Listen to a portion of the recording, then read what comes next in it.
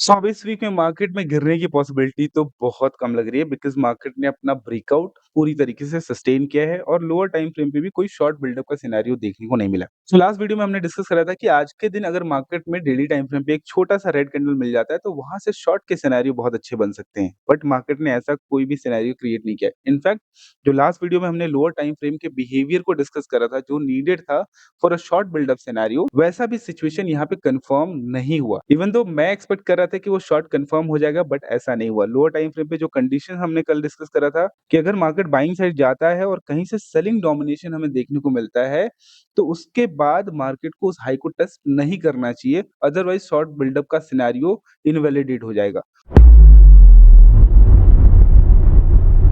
तो यहाँ पे मार्केट में जब बाइंग साइड की तरफ मार्केट ने प्रोसीड करा है, तो यहाँ पे एक छोटा-सा सेलिंग मोमेंटम देखने को मिला है। बट ये सेलिंग मोमेंटम यहाँ पे रिवर्ट हो गया है और उसके बाद मार्केट बाइंग साइड को प्रोसीड कर यहाँ पे अच्छी बात ये है कि मार्केट ने अपने ब्रेकआउट को सस्टेन किया है और उससे भी अच्छी बात ये है कि मार्केट ने क्लोजिंग टाइम पे एक रिट्रेसमेंट दे दिया है। और जब भी मार्केट में ब्रेकआउट सस्टेन होते हैं और क्लोजिंग से पहले रिट्रेसमेंट मिल जाता है, तो उसके कंटिन्यूएशन की पॉसिबिलिटी और बढ़ जाती है। और इस वजह से अगर डेली टाइम फ्रेम पे हम देखें तो बहुत हाई चांसेस हैं कि मार्केट कल के दिन एक अच्छा कंटिन्यूएशन दे सकता है और अब यहाँ पे मार्केट ऐसा लगता है कि तैयारी कर चुका है टू मूव टुवर्ड्स 24,800। बट इसके बीच में अगर कोई इंटरमीडिएट रेजिस्टेंस लेवल अगर मुझे डिसाइड करना हो तो आई विल बी पिकिंग 24,500। 24,500 के आसपास market can take a halt और वहां तक मोमेंटम इजीली मिल सकता है। बट इसको एग्जीक्यूट करने के लिए किस तरीके के कंडीशंस बनने चाहिए, कौन से सेटअप्स होंगे जो एक अच्छा मोमेंटम कन्फर्मेशन दे सकता है, उसके हम कुछ एग्जांपल्स यहाँ पे अभी देख लेंगे। सो इससे पहले जो कंटीन्यूअस मोमेंटम का सिनेरियो बना था मार्केट में, वो यहाँ पे देखने को मिला था कि इस पॉज़ के बाद जब मार्केट कंटिन्यू कर रहा था, तो back to back positive candles के साथ मार्केट बाइंग साइड को प्रोसीड कर रहा था। इसके अलावा बार-बार हम रेफरेंस के लिए यूज़ कर रहे हैं लास्ट करेक्शन फेज़ जो मार्केट में 2022 में आया था। तो उस करेक्शन फेज़ को भी अगर हम रेफर करें तो भी इस तरीके की स्ट्रेच बाइंग हमें देखने को मिली थी, जो हम अपने पास के वीडियोज़ में भी एज़ अ रेफरेंस यूज़ कर रहे हैं।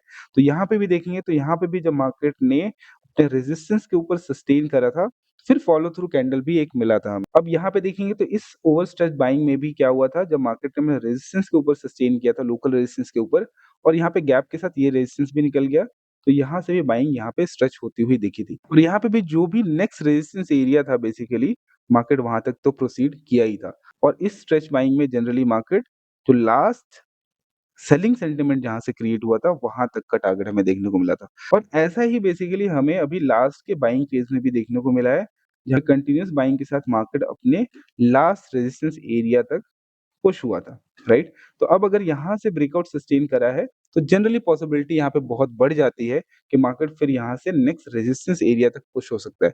बट लास्ट के जो 2 रेफरेंस एग्ज़ाम्पल हमने देखे, वहाँ पे हमने क्या देखा कि एक केस में मार्केट अपने मैक्सिमम मेजर रेजिस्टेंस एरिया तक पुश हो पाया, वहाँ पे दूसरे केस में मार्केट अपने उस पॉइंट तक पुश हुआ, जहाँ से मार्केट में एक सेलिंग मोमेंटम स्टार्ट हुआ था। तो यहाँ पे इस ज़ोन को इसलिए मैं मार्क कर रहा हूँ कि अगर मेजर रेजिस्टेंस एरिया तक पुश नहीं होता है मार्केट, तो पॉसिबिलिटी बहुत हाई है कि एटलीस्ट वो 24,500 तक ईज़िली पुश हो सकता है। सो इसी सिचुएशन को कंसीडर करते हुए अगर कल कोई बाइंग साइड का ट्रेड मुझे आइडेंटिफाई करना होगा, तो किस तरीके का प्राइस बिहेवियर मुझे चाहिए होगा, वो मैं आपको यहाँ पे बताता हूँ। सो लास्ट बाइंग फेज़ को अगर हम ध्यान से देखेंगे तो ऐसे कई सारे बाइंग मोमेंटम के चीज़ें देखने को मिल जाएँगी। जब मार्केट यहाँ पे लास्ट में कंसोलिडेट करने के बाद बाइंग साइड प्रोसीड कर रहा था, तो मार्केट में बैक टू बैक कंटिन्यूएशन के साइन देखने को मिले थे और ऐसा ही कुछ केस हमें यहाँ पे देखने को मिला था, जहाँ पे मार्केट यहाँ पे एक मोमेंटम ब्रेकडाउन ट्रैप बनाता हुआ बाइंग साइड प्रोसीड कर रहा था और नेक्स्ट डे मार्केट एक लोअर हाई के साथ रेजिस्टेंस ब्रेक करता हुआ बाइंग साइड प्रोसीड कर रहा था। अब यहाँ पे भी देखेंगे तो मार्केट में मोमेंटम कंटिन्यूएशन होता हुआ दिख रहा है और टुवर्ड्स द एंड मार्केट में एक अच्छा रिट्रेसमेंट दिया और उसके बाद मार्केट साइडवेज होके क्लोज करा था और नेक्स्ट डे मार्केट में क्या हुआ था, एक कैप अप के साथ मार्केट में सपोर्ट एक्टिविटी हुई और एक मोमेंटम सेलिंग में मार्केट गैप फिल नहीं कर पाया और डे लो के ब्रेकडाउन के बाद ट्रैप फॉर्म करते हुए बाइंग साइड ही प्रोसीड कर गया। तो इस तरीके की बाइंग सेटअप बनने की पॉसिबिलिटी बहुत हाई है और उसके बाद मार्केट में रिवर्सल का साइन कहाँ पे दिखा, जब मार्केट ने अपना रेजिस्टेंस ब्रेक कर लिया। यहाँ पे तब तक सेलिंग साइड का ट्रेड जनरली मैं आइडेंटिफाई करने की कोशिश नहीं करूँगा, जब तक मार्केट एक कंप्लीट स्विंग को रिवर्स ना कर दे। बिकॉज़ एक स्विंग रिवर्सल होता है साइन ऑफ वीकनेस। जैसे यहाँ पे देखने को मिला है कि मार्केट गैप अप के साथ हायर लो के साथ बाइंग साइड प्रोसीड तो कर गया है, बट यहाँ से पूरा का पूरा स्विंग यहाँ पे रिवर्स हो गया। अब एक बार अगर स्विंग रिवर्स हो जाता है, that's a sign of weakness. अगर साइन ऑफ वीकनेस है और मार्केट बाइंग फ्लो में है, तो मार्केट अगर फिर से हायर लेवल को पुश होने की कोशिश करता है, तो फिर से सेलिंग साइड का ट्रेड जनरली वहाँ पे बन जाता है। तो आज के सेकंड हाफ का प्राइस बिहेवियर बहुत सिंपल सा है कि मार्केट ने टुवर्ड्स द एंड में एक मेजर रिट्रेसमेंट यहाँ पे दे दिया है और सपोर्ट क्रिएट करता हुआ हायर लेवल पे होल्ड करने की कोशिश करी है और मार्केट में एक मोमेंटम सेलिंग आया तो है, बट लो टच नहीं हुआ है और होल्ड कर गया है। सो सिमिलरली अगर मार्केट में गैप अप ओपनिंग हो जाती है, कोई सपोर्ट क्रिएशन होता है और सपोर्ट का ब्रेकडाउन फेलियर होता है, तो वहाँ पे हमें ईज़ी बाइंग ट्रेड मिल जाएगा। तो जैसा हमने डिस्कस करा था कि अब मैं सेलिंग साइड का ट्रेड जनरली कंसीडर नहीं करूँगा जब तक मार्केट एक स्विंग को रिवर्स ना कर दे, because swing reversal is necessary for confirmation of weakness in the market. तो यहाँ पे जो लास्ट स्विंग क्रिएट हुआ है वो ये स्विंग है। अब यहाँ पे सेलिंग आने के बाद मार्केट ने इस स्विंग को रिवर्स नहीं किया, उससे पहले ही एक सपोर्ट क्रिएशन के साथ इस सपोर्ट को सस्टेन करा है। तो अगर कल के दिन मार्केट इस सपोर्ट तक पुश हो जाता है और वो पुश जो है वो मोमेंटम के साथ नहीं होना चाहिए, क्योंकि कई बार क्या होता है मार्केट गैप अप के साथ स्ट्रॉन्ग मोमेंटम से ब्रेकडाउन करता है और जो सपोर्ट सस्टेन करा है मार्केट वहीं पे ट्रैप क्रिएशन फिर से बाइंग साइड कंटिन्यू कर जाता है। तो अगर फेलियर का कंडीशन बनना है, बाइंग साइड का फेलियर का कंडीशन अगर मार्केट में बनना है तो क्या होना चाहिए? मार्केट को इस सपोर्ट तक स्लोली अप्रोच करना चाहिए। एक बार इसको अप्रोच कर लिया, then we can consider market में एक स्विंग का रिवर्सल हो गया है। अब यहाँ से मार्केट अगर सपोर्ट लेके बाइंग साइड पुश होता है, हायर लेवल पे रेजिस्टेंस फेस करता है और कंटिन्यूएशन का अटेम्प्ट फेल करता है, तो वहाँ पे फिर से सेलिंग साइड का सिनेरियो बन सकता है, जिसकी प्रोबेबिलिटी पर्सनली मेरे को बहुत कम लग रही है, बट ऐसा कोई केस बनता है तो वो कंसीडर कर सकते हैं। बट जो बेस्ट केस सिनेरियो अब बन के आ रहा है, वो ये कि स्ट्रेंथ के डायरेक्शन में अगर मार्केट कंटिन्यूएशन करता है, तो वो एक हाई प्रोबेबिलिटी केस यहाँ पे बनेगा।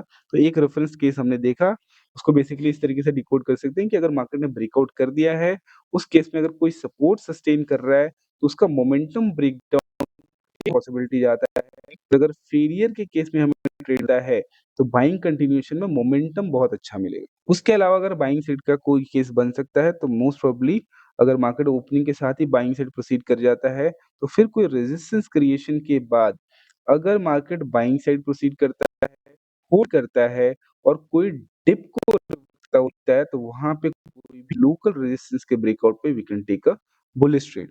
बट बेस्ट केस सिनेरियो है कि जितने लोअर लेवल पे बाइंग एंट्री मिलेगी, उतना अच्छा रिस्क रिवॉर्ड हमें देखने को मिल सकता है। अब टारगेट एक्सपेक्टेशन की अगर बात करें, तो जो इंटरमीडिएट लेवल हमने अभी डिस्कस करा कि अगर मार्केट मेजर रेजिस्टेंस तक डायरेक्टली चला जाए, इसकी पॉसिबिलिटी थोड़ी कम है, क्योंकि ये डिस्टेंस बहुत ज़्यादा है। सो ये आज का एनालिसिस है। अब यहाँ से अगर कोई बड़ा सेलिंग का सेटअप बनना है, तो उसके लिए पूरा स्ट्रक्चर नया बनना पड़ेगा, तब डिसाइड करेंगे कि सेलिंग साइड का ट्रेड बन सकता है या नहीं बन सकता है। और अब जिस तरीके से मोमेंटम मार्केट ने कंटिन्यू करा है, डायरेक्ट मोमेंटम के साथ रिवर्सल होने की पॉसिबिलिटी वैसे भी कम होती जा रही है। बिकॉज़ यहाँ पे भी मार्केट में कंटिन्यूअस मोमेंटम देखने को मिला था, तो रिवर्सल डायरेक्ट नहीं हुआ था। यहाँ पे मार्केट में एक रेजिस्टेंस क्रिएशन हुआ था, मार्केट होल्ड करा था, उसके बाद जब कंटिन्यू करा था, तो फिर हमें एक अच्छा डाउनसाइड का मूव देखने को मिला। तो अगर मार्केट को रिवर्स करना है तो it will take time, it will create a setup, तो आराम से सेलिंग साइड के ट्रेड्स डिसाइड कर सकते हैं। सो इसलिए फिलहाल के लिए इंट्राडे पे स्ट्रेंथ और वीकनेस के कंफर्मेशन के बेसिस पे ट्रेड डिसाइड करना will be a better choice. तो वैसा ही करेंगे। So that's it for today, see you in the next video. Bye bye.